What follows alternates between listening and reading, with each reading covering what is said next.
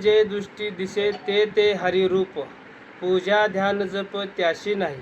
म्हणजे काय की जे काय आपल्याला दिसतंय, किडा मुंगी माणसं झाडे गवत हे सगळं हरीचं रूप आहे. दगड बिगड सगळं, कारण सृष्टीच्या अणुरेणूत कणाकणात देव उरलेला आहे. वैकुंठ कैलास तीर्थक्षेत्री देव त्याविन ठाव रीता कोठे. म्हणजे वैकुंठ कैलास आणि तीर्थक्षेत्रातच देव पाहायचा नाही, तर देव सर्वत्र पाहायला शिकायचा. गुहा मोक्षाचा एकांत, आनंदाशी अंत पाहता नाही.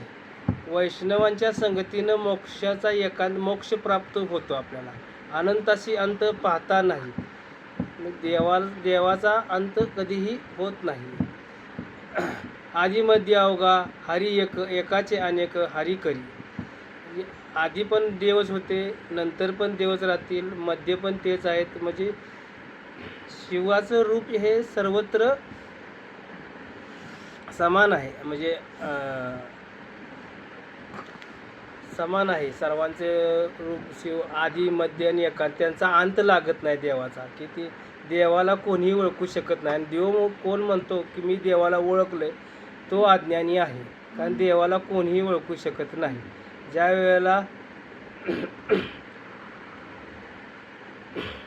मातेच्या गर्भातल्या मुलाला आपल्या मातेचं वय समजत नाही, तसं त्याप्रमाणे आपल्या देवाचं रूप कोणीही जाणू शकत नाही. एककार झाले जीव दोन्ही तिन्ही, एका जनार्दनी ऐसे केले.